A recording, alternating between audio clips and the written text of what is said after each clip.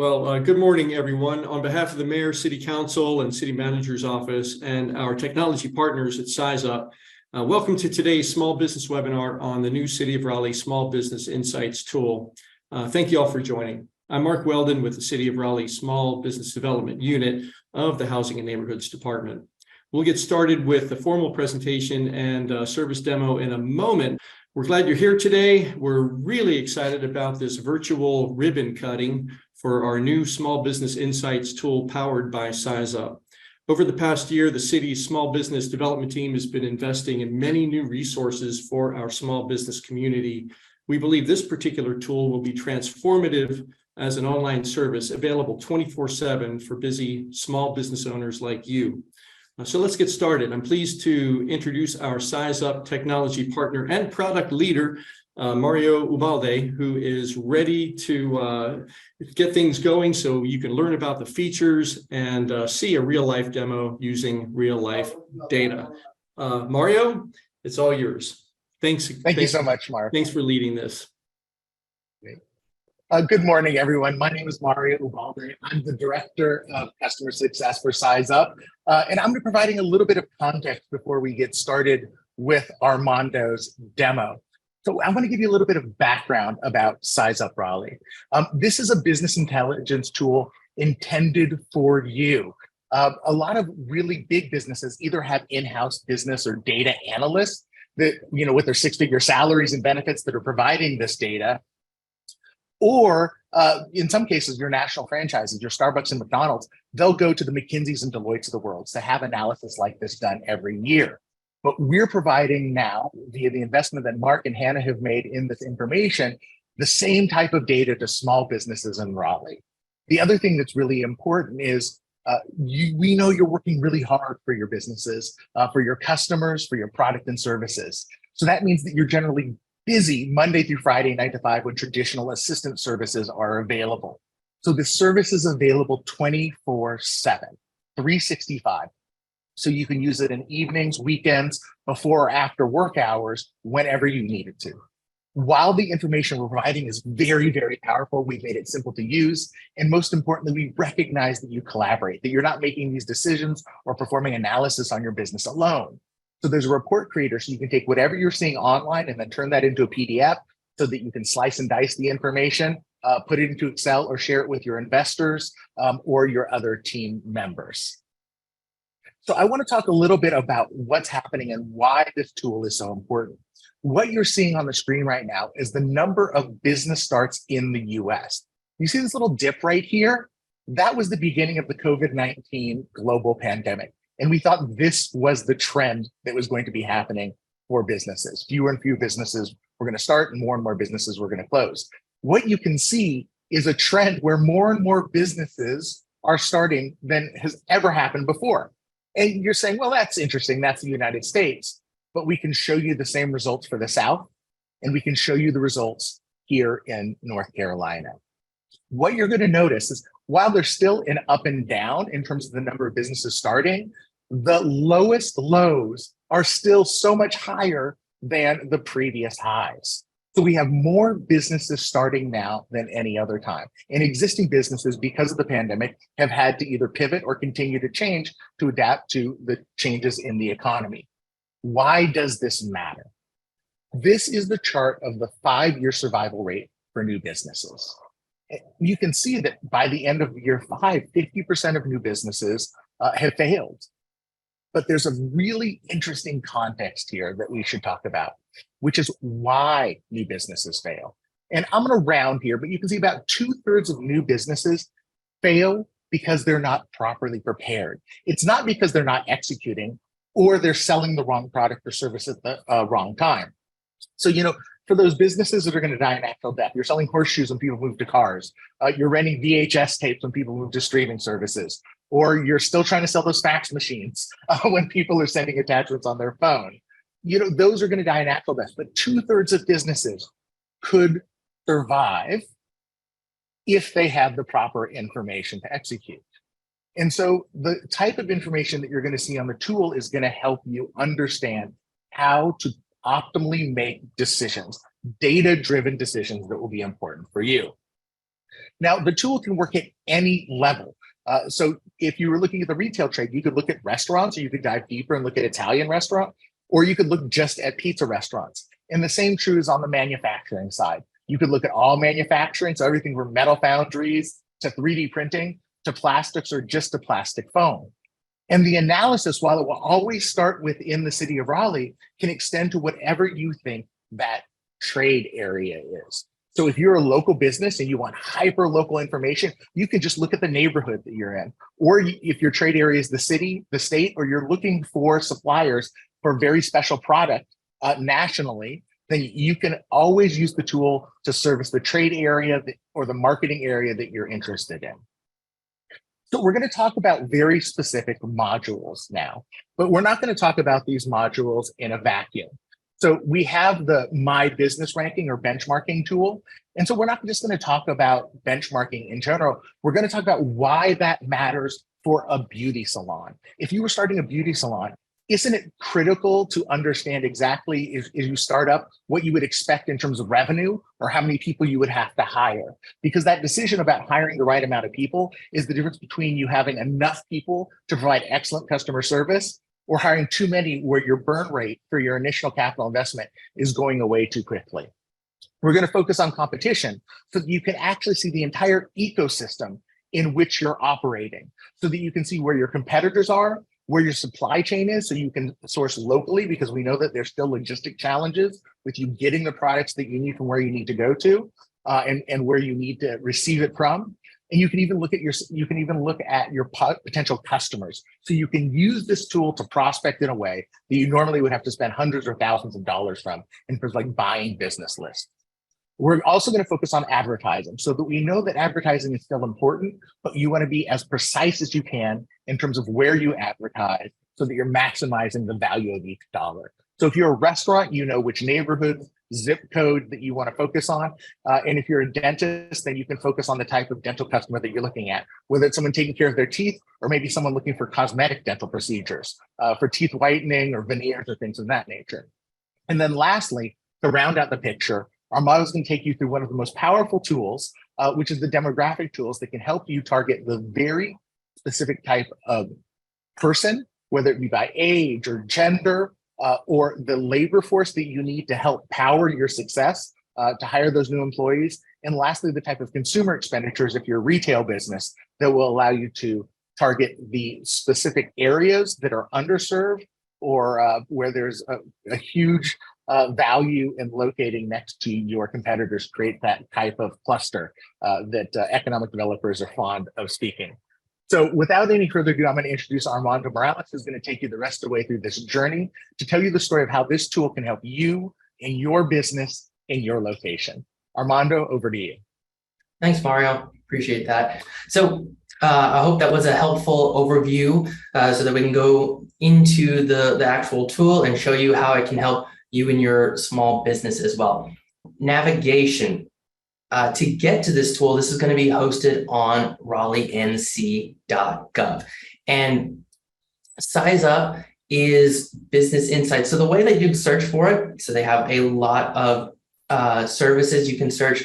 Well, what I typically like to do is I like to typically go to the search and I either type in business or insights or something like that. And then we will, then you'll be able to small business right here, or we go ahead and go with insight, which is what we like to think of our tool as. And you'll be able to click on this, and then you'll be able to come to the widget itself. Or if you want to go directly to the widget, as it was on our very first slide, and we'll show that again, is sizeup.info/Raleigh. So an easy to remember URL, and it'll also take you to another website on the same Raleigh.gov site that will have a little bit more context going into the tool. Let me just back up really quick. Awesome. Now that we're here, we're going to go. It's very simple and easy to get started. All you need to know is two things: what industry you're looking at, and then of course the area that the geography that you're looking at. So we're going to go ahead and start off with something such as beauty salons. And it is heuristic search, so you start typing in an industry and then it will autofill and you can get some examples of what industry you can select here. And of course, we're going to go ahead and go to Raleigh. And that's it. You just do that, click next, and you will be greeted by 4 of our modules. Now, before I jump into each one of these, I do want to point out that we do have Spanish here. And if you ever get lost, we do have whatever module that is currently active. You can click this I button here, and it will bring down a 1 minute or less video that will walk you through and explain exactly what this module is and what this module does. All right, so now jumping into the My Business module, you'll be greeted with multiple different key performance indicators or benchmarks to where you'll be able to compare yourself to the like industries in your geography. And we're going to go through all of these right now. Hannah, if I can ask you to come off mute for just a second. So I think I've asked you this question before, but what do you think the beauty salon industry, what the average annual revenue is in Raleigh? I should probably remember because I think that was the question last time, but I don't. So I'm going to go with 250,000. 250,000. And sorry again to put you on the spot, but this is very important.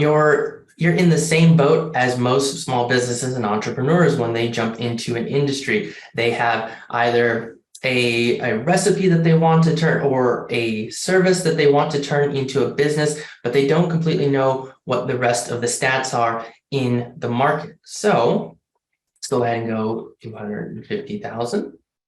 And it looks like we are very close in comparison. So if that's what our expectations were, we are fairly close. And now we can compare ourselves, just like Mario was stating earlier, to at different scales, the city, the county, the other county, so Durham, Wake, the metro, state, and even the nation.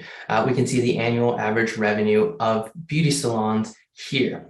And a little bit more in depth, we can see a heat map over here, which goes into zip codes, and it shows you the variation here. So while you have the average here, you can see the average by zip codes here. And if we explore the heat map a little bit further, we can even zoom out and we can see this by county. And then if we want to go even further, we can compare ourselves to other states as well.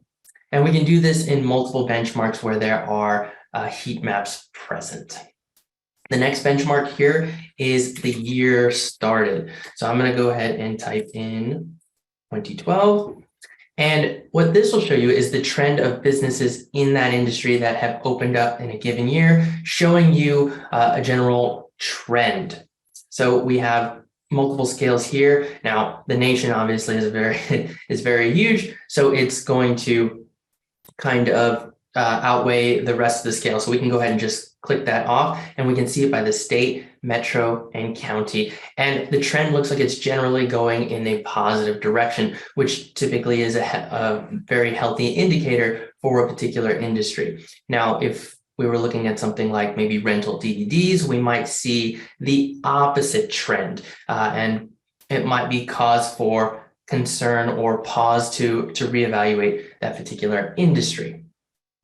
Now, moving on to the next one, we have salary and employees. Now, these are very important benchmarks for small businesses and entrepreneurs to get right from the very beginning, because the number of employees, we know that the salary is the highest overhead in most small businesses and entrepreneurs. So you're hired too few, you're paying a high overhead cost. You hired too many, you're paying high overhead costs. You hired too few, and you might not be able to service your customers. However, you also do want to pay a fair wage.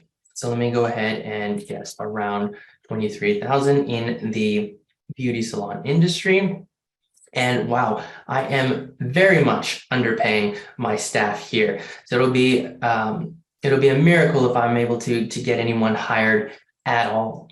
So let's go ahead and continue with that particular stat. We can compare ourselves to the county, metro, and state as well. We go ahead and scroll down. Now we can see, so that was an aggregated average there, but now you guys have even more niche data here. You can look at hourly wage by occupation. So we can break this down. We can look at hairdressers, hairstylists, and cosmetologists. We can see what they're making on average and by median. And if we want to compare them with, let's say, another type of occupation in the industry, we can also look at something like receptionists and information clerks. And then even occasionally, maybe we'll have something like a facilities manager. And then we can go ahead and compare what those are and see where that average, where we kind of get that average from. But here we're able to break down by specific occupation, so we can kind of have a better idea of what to pay each individual occupation. And moving on to the next one, number of employees. All right, I'm going to go ahead and guess about 10 for a small business. And it looks like I would be hiring way more than what is average in this particular industry. And again, looking at the heat map, we can see the variation by zip code. Now we go ahead and scroll down. We come to cost effectiveness. Now this one is going to be a result of the previous inputs that we did, the annual average revenue, the number of employees that we hired, and what we're paying them. As you can see here, we are below average. So we were making a little bit more than the average, and we were paying much, much less. However, we're below average because we're hiring many more employees. So if we were to adjust the numbers based on what our findings, we can kind of set our sights on when we do decide to start the small business, or we can compare ourselves and see what the typical average is for others in our industry. All right, moving on to revenue per capita. We like to slice the data in multiple different ways to get different perspectives. So here you have revenue per capita, and you can see it again on the city, county, metro, state, and national scale.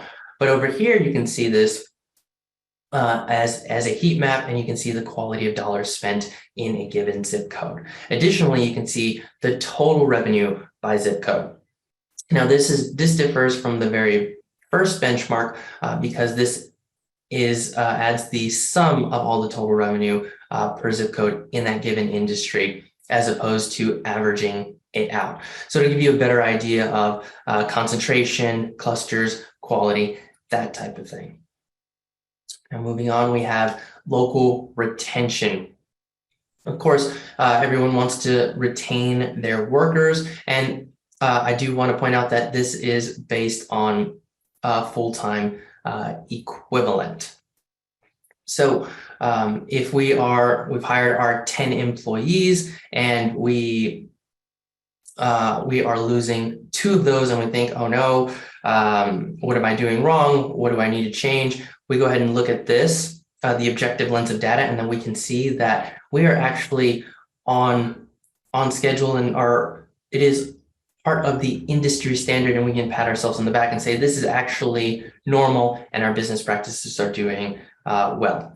Inversely, if we're losing 5, 6 of those 10, we can look at this and say, ooh, maybe I need to go ahead and look inward and see why this is happening. And we know in our particular case, we are paying well below average. So that is probably the reason why in this hypothetical.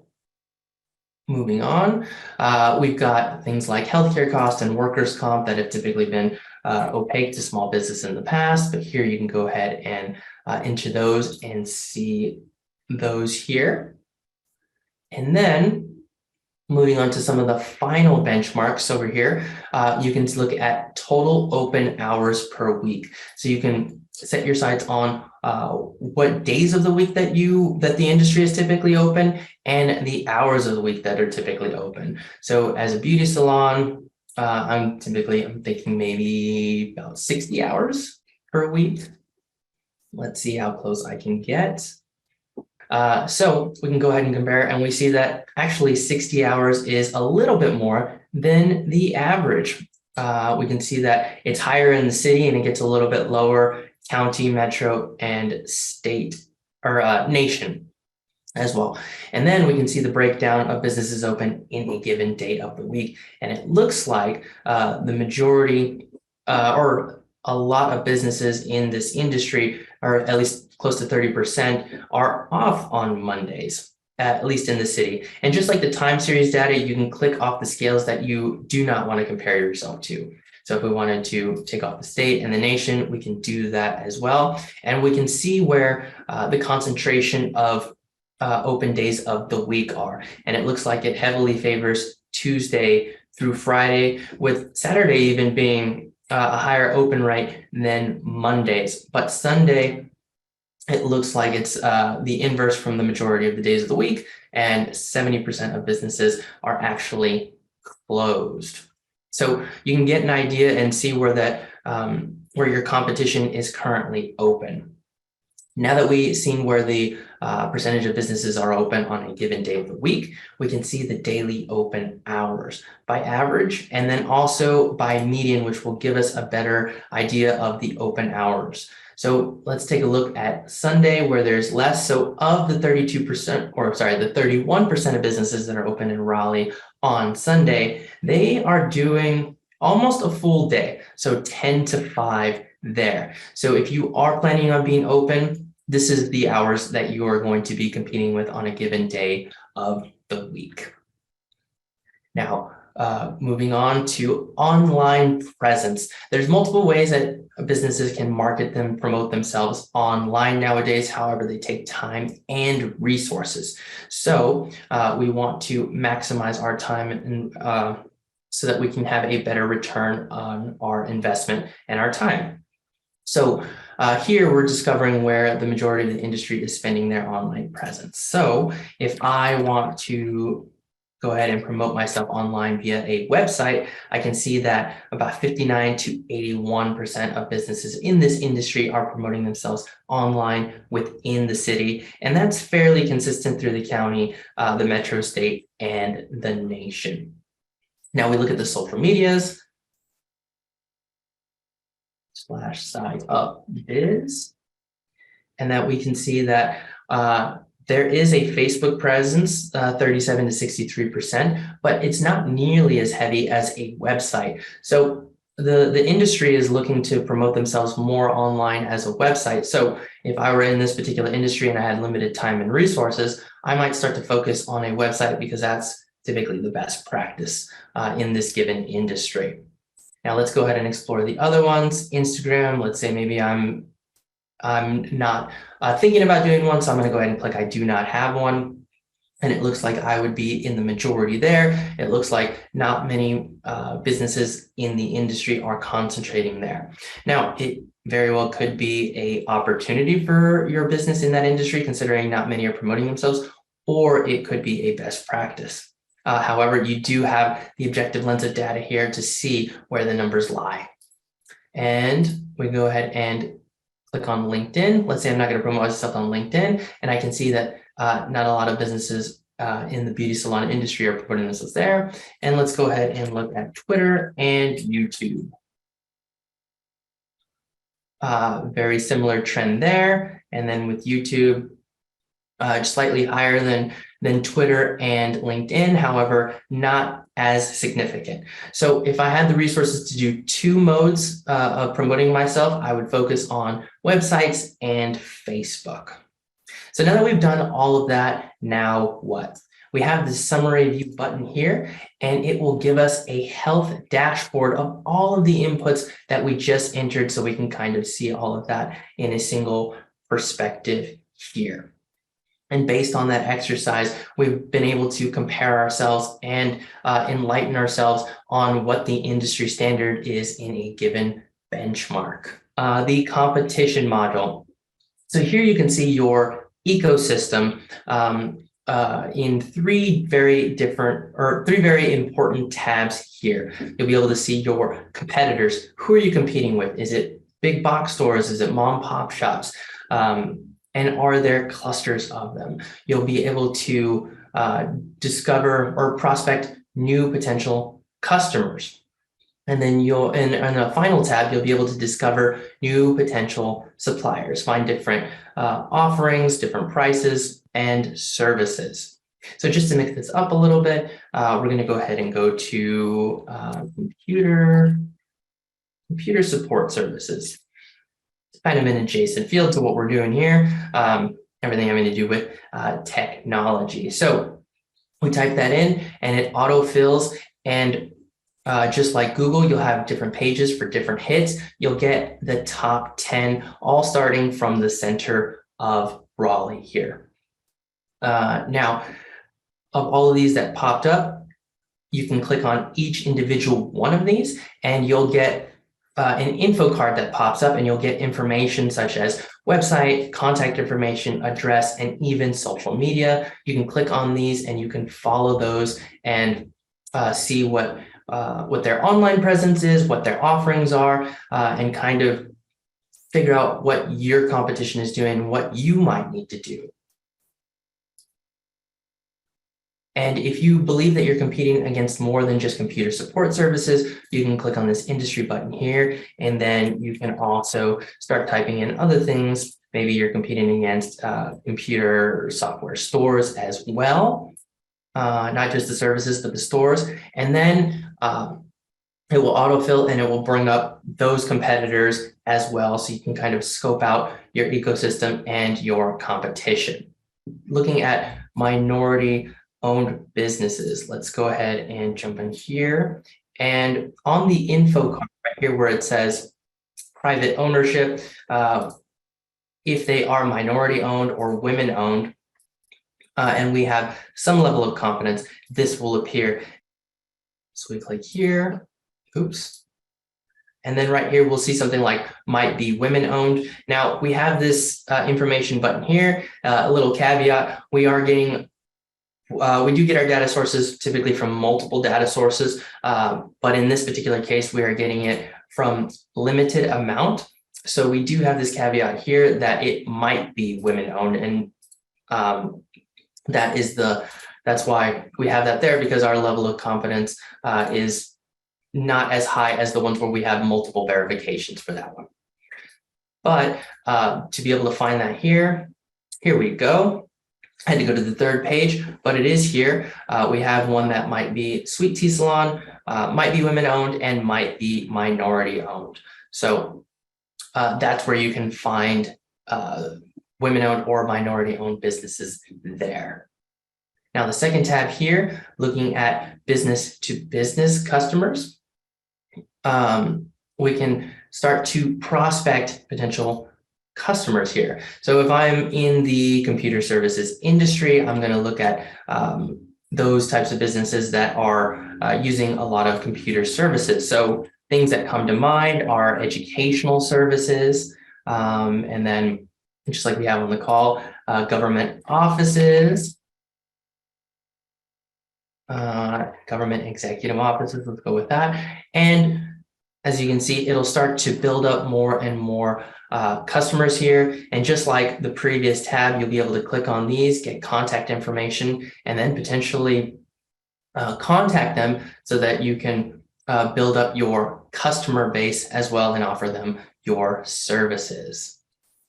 Now, another thing that I want to point out here is that you have a powerful tool, the consumer expenditures button here. So you can click on this, and while you found potential business customers, you can also look at where the consumer expenditures are currently being spent. So we start typing in something like computer, and we can see where people are already spending their money on computer information services. You click on that and a heat map will pop up, and you can see what the consumer expenditures are currently by total and by average and by the block group level. So very in-depth, very specific information here. And we can go ahead and zoom out, and we can kind of see where all the green dots are the potential customers, and we can see the heat map in the background and where the concentration is right here by total or by average. Now let me go ahead and declutter or turn that off so the map's not super busy. Now we're going to go to our final tab, the suppliers tab here. And we're going to look for, well, everyone needs to get their supplies from somewhere. So start to type in computer and computer software retail stores. Let's say we also need maybe computer components, because while we are dealing in software, we do need to have these as well. So we start typing those in, and just like before, we can go ahead and bring up their info cards here, and we can get more information about them. The advertising module. So businesses know that they need to advertise. We do live in the digital age. But even if we didn't, if you don't tell businesses that you exist, you pretty much don't exist. So we know that we need to advertise, but we also know that it can be expensive and time consuming to advertise. So we provide the tools to target certain areas that will best benefit or make a better return on investment for you. And we do this, we allow you to search in 6 different approaches and then filter even further. So just to change this up a little bit, I'm going to go ahead and change this to the restaurant industry, because that's where I would want to advertise. Let me go ahead and throw in a personal example. Excuse me. My father used to be an entrepreneur. He was in the embroidery business. And so I know a little bit about this. So if I was an embroidery business, I would want to advertise in an industry such as restaurants or manufacturing, because if I were to do that, typically these industries have higher amounts of employees. Higher amounts of employees means potentially higher amounts of uniforms. So the orders would typically be higher for a given client. And that is one of our search approaches. We can look at total annual revenue, revenue per capita, underserved markets, average revenue, total employees, and household income. So based on this particular example, I'm going to go with the approach of looking by total employees. So here we see it starts to sort and filter by total employees, the higher one being on the top, and the additional information here, population and total annual revenue. Even though we're searching by total employees, if we click on a given zip code, we can see all the different approaches and their stats here. Now, we've got 18 results, and we think, maybe we can filter that a little bit further. So we go over here to the filters, and we can see that we can do multiple filters. We can even increase or decrease our search distance from the center of Raleigh. We can go all the way even to nationwide. Now, this is going to take a little while to load because there is a lot of restaurants in the US. So it's going to take a while. However, maybe not for this example, we'll look nationwide, but if we're dealing with things like hotels and motels that are advertising to a specific demographic, you might want to look nationwide. Or if you're dealing in niche collectibles or memorabilia, you might also want to look at that as well. And we can look at the demographic characteristics, or we can filter by industry performance. So let me go ahead and move this down to 10 miles for this particular example. And since our approach was looking by total employees, I want to make sure that I'm advertising to a zip code that has at least 1,000 employees in it. And that will get us down to 8 results here. And we can see that it's color coded to show the intensity of how close it is to our filters here. And now that I'm putting it down to 8, maybe that's more manageable. And also, I can also just take the top ones here and compare. This one right here, 27604, it might have the highest amount of employees, but maybe I'm reaching a higher population if I go with the 27610 zip code. Just to take you through, looks like we have a little bit of time, just to take you through another quick example. If I wanted to advertise in maybe the dentist industry, because I am dealing in some type of product that deals with dentistry, then I might want to go ahead and take a different approach. Let me go ahead and clear all these filters so I get some search results here. So let's go ahead and go by total annual revenue, because maybe my products are higher quality or higher price here. So I might want to search by the total annual revenue. So now we're going to go ahead and look, filter by demographic characteristics. So maybe I want to make sure that the households make at least 75,000 and they're spending at least that much. So now I've filtered down all the way to 8, just like the previous one. And that might be a different approach. And now we've found which zip codes match our approaches and our filters much better.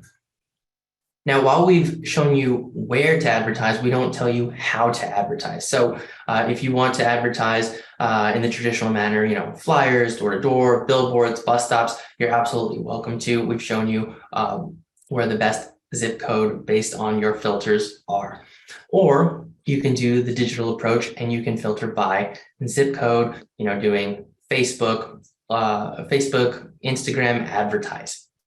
That was the advertising module, being able to optimize your target advertising and marketing dollars based on 6 different approaches and other demographics and industry filters. All right. So jumping into the final module, the demographics module, here you can ask open-ended questions to get information on 3 different report types. And you can ask those in 3 different ways. So we can look at the demographics, the consumer expenditures, which you got a preview of in the competition module, and labor force. So one of the 3 ways that you can look is what is traditional for a place. So looking at city, county, or metro. So for this example, we're going to go ahead and stay with the city of Raleigh. We're going to go ahead and create our demographics overview. And here we can see all the plethora of demographic information that pops up. We can see the total and the percentage here. So we have information regarding or relevant to population, sex, age distribution, race distribution, total household income distribution. And I'll go ahead and scroll that so you can see some of these. Now, if we want to kind of get a little bit more specific information, we can toggle some of these on so we can get information by block group. I do want to point out that these totals and these percentages are all going to be within this boundary, even though the heat map goes outside of it. So right now it's by zip code, but if we scroll in even further, we can see this by block group. So I clicked on the 30 to 39-year-olds. Let's say I was a nonprofit trying to get pet adoptions going. And I know that millennials, which are in the 30 to 39 age distribution, are the highest number of pet owners in the United States. So I wanted to focus on those. So I would look at the concentration here and look where it's higher, where they're higher concentrated, and maybe plan an event or plan some advertising, something like that, so that I can make potentially an adoption event and get a better turnout. Or same thing with maybe coffee. If you're targeting millennials for a coffee shop and you want to locate your business in an area where your target demographic already is, you can look at the heat map here and you can target those as well. So now we're going to go ahead and go to the second way that you can search within a boundary. So here you can make your own customized boundary. So you can go ahead and draw a polygon and you can do this however you like. Maybe you want to concentrate on a specific highway, a specific part of the highway. Maybe you want to exclude certain areas, such as areas that are notorious for construction. We go ahead and double click that, close that polygon here, and then we'll select our report type. We'll create that. And then we get a whole host of consumer expenditures information, much like that we saw in the competition module, but this will all be happening within the boundaries that we drew. So we can see the average and the total. So we can see things like apparel, education, entertainment, food and beverage, healthcare, household furnishing and equipment, shelter, household operations, miscellaneous expense, personal care, reading, tobacco, transportation. Ooh, quite a bit. Utilities, gifts, personal insurance, and even contributions.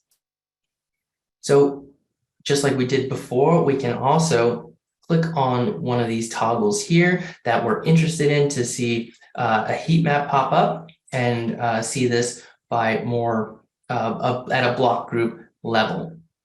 Let's say I was looking to open up some kind of a pickleball shop or a pickleball facility. I say that because I know that it's one of the fastest growing sports in the US. I might look at something like recreational equipment and supplies, which it looks like there's already a decent amount of expenditures going on here. And now I can see specifically where in this polygon those are actually taking place. And I can see that again by total or by average here.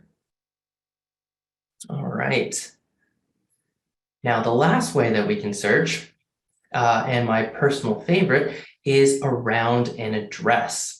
And as you can see, once I entered that, the map centered on this address, and now we can search by radius or by drive time. So we can go, I think it's all the way up to, or all the way down to 1 mile, or we can go all the way up to about 60. Now, this will give you a circular buffer, or as the crow flies, or we can click on minute drive time, and you'll get a customized polygon that will show you how far you can get from this address within a 15-minute drive time. And we're going to go ahead and click on labor force here. We'll create that. And then we can see the customized polygon of how far you can get in 15 minutes from 421 Fayetteville Street. And as you can see, you can get further on the highways, but this is where you can get. And of course, we get all the labor force information: total establishment, total employees, establishment by size, establishment type, by occupation, major SIC, and establishment type. And just like before, if we want to look into a specific labor force stat, we can go ahead and do that. If we're looking at, let's say, restaurants, and we want to look at recruiting maybe our next employees who have food preparation and serving skills, we can see the total here, or the percentage that fall within this polygon here. And we can see where the concentration of food preparation and serving skills are. And it starts off by zip code, but if we go in further, we can see a little bit more specific information by block group. And that was your final module, the demographic module, being able to get information about who lives and works in your area with 3 different report types: the demographics, consumer expenditures, and labor force. And you're able to look at those reports in 3 different types of ways. Around an address, putting your address at the center of the world within a customized boundary, and then by looking for a traditional place, meaning city, county, or metro area. I'm going to go ahead and look at I'm going to turn it into the Q&A session. So I'm going to go ahead and start looking at that. So please feel free to put your questions in the Q&A chat. All right. So I have a question here. We are a startup. We're in startup stage in junk removal and convert it to green recycling. How will this tool help us attract new customers and get new job offers? So if we were to look at, concentrating on the part of the question of attracting new customers, if we're going to, I would start in the either competition or the advertising module there. So in the competition, if we're looking at potentially doing our customers, I'm not sure what your customers would be here, but you would go on the customers tab, and then you would fill out that particular industry there, build up a prospective customers list, and then follow up with those particular businesses. And then hopefully that will lead to more conversions of prospective customers. Now, if there's already a particular type of spending that you're looking for that consumers are already spending on, apologies, but I'm not as familiar with green recycling as far as like the businesses are concerned. So I'm not really sure what I would be looking for as far as consumer expenditures, but let's see if something pops up. Maybe recycling, reuse. So in certain cases like this, we might have to play with what the consumer expenditures are going to be. But that's one approach that I would take. And then of course, in advertising, if I knew what I was looking for in advertising, I would change the industry that I'm looking for to a relevant one. And then in your particular case, I would assume I would either be going for maybe underserved markets or maybe household income. I'm not really sure what the demographics are for green recycling at this point. That's why I'm probably not in this particular business industry. I know that was a little bit broad, but I hope that was helpful to your question. All right. Super cool stuff. Thanks. Appreciate that. What is the proactive strategy? Oh, it looks like Hannah's answering right now.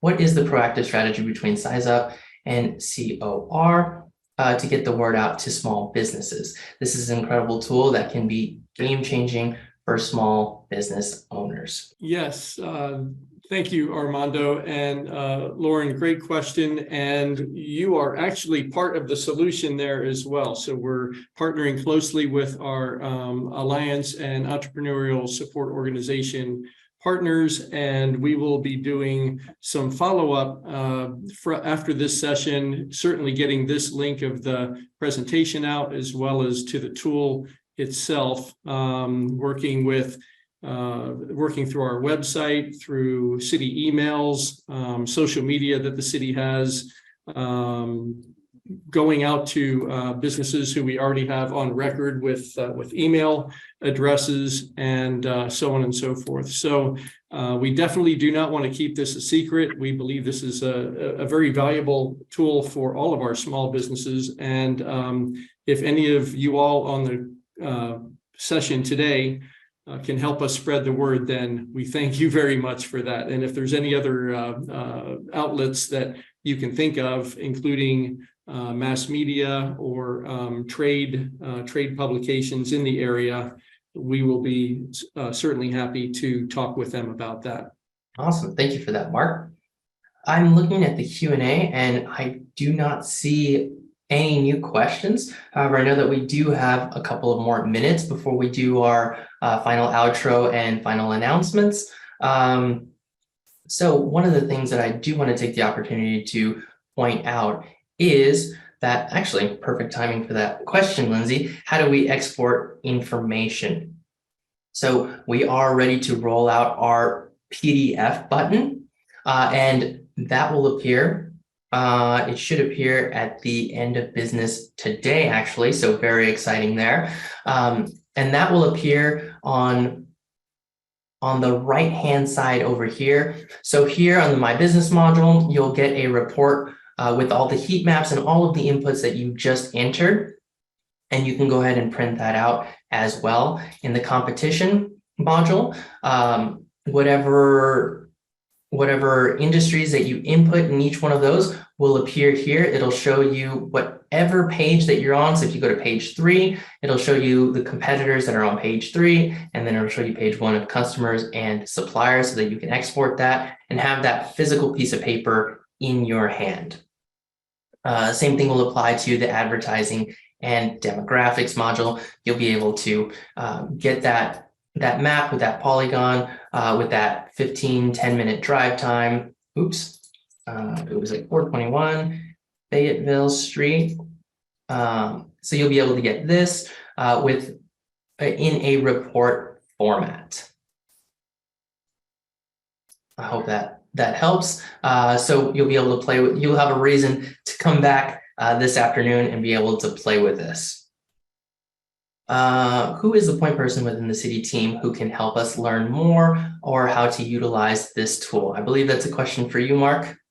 Yes, thanks, Armando, and a great question. So consider us the Small Business Development Unit with the City of Raleigh as your, I guess, point person on this. Our contact info will be on the Small Business Development webpage, and we will also be happy to partner with our entrepreneurial support organization partners to work through whatever questions our small business owners may have. But call us, email us is probably the best way to contact us here, and we will be happy to assist however we can. With that said, we're going to work really hard to get as much self-service info up on the website as possible, including this particular presentation and the segments that may help kind of refresh and review what Armando has covered with us today. So that way you don't have to rely 100% on city employees after hours. If it's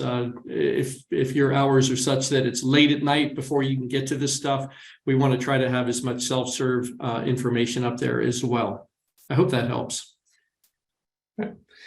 So there are two questions that I want to answer before I turn it over to you, Mark, for the outro and final announcements.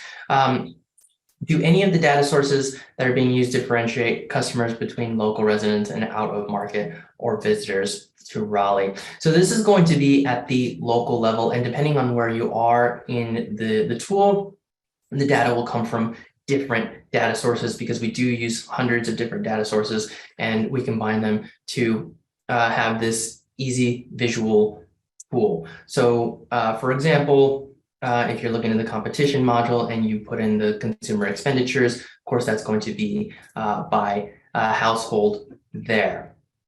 Same thing with certain ones of like in the My Business module, each one of these are geared towards the businesses locally. So it'll be whatever its expenditures are happening in a given industry, in a given business. But that particular case is all relevant to particular businesses, and it does not differentiate in that particular case between local or out of town residents on their that have contributed to the annual average revenue, if we're looking at this particular case here.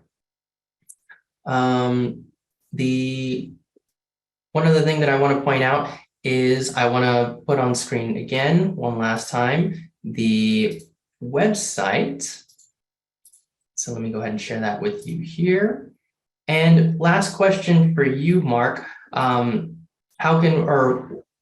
What is the cost to use this tool? And I'm right now putting up the website here. It's going to be sizeup.info/Raleigh.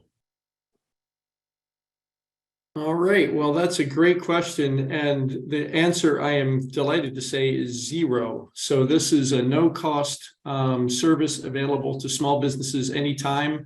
Businesses are not required to put any self-identifying information in. It's anonymous. It's available 24/7. It's no cost. It is available all the time for you, the small business community. So we wanted to remove every barrier we could think of. The city's made this investment to make this tool available and possible for small businesses here in the city of Raleigh. Awesome, thank you, Mark. And I think that will do it for the questions. We are at the half hour here. Do you have any final announcements or outros? Yes. I just really want to say thank you for everyone joining us today. We hope you found the presentation valuable. Like we said, if you missed any of the details, we covered a lot of ground really fast. Don't worry, we'll be posting a replay of the session on our City of Raleigh small business webpage. We received a lot of questions. I think we got to most of them. We'll be following up with links and information, and we'll provide that to everyone who has shared their email address with us. I want to thank Armando, Mario, and our technology partners at SizeUp. To find this new City of Raleigh Small Business Insights tool powered by SizeUp, again, please visit raleighnc.gov. search for small business. You'll see a green tile on there labeled Small Business Insights. It's located right there. You can get started right away. It's available right now. It's active, and you can size up your business. Once again, RaleighNC.gov, search for small business, and then click on the Small Business Insights green tile. While you're there, you're also encouraged to check out all the other resources we've been busy working on over the past 12 months with small business development. Those are also available on the small business webpage. And we, again, thank you all for joining us today. Thank you, Armando, for your expert guide through this really cool new tool. So that's all I've got. Until next time, I'll just wish you all a pleasant day, and thanks again. Thank you, Mark. It was wonderful to be with all of you guys this very wonderful morning.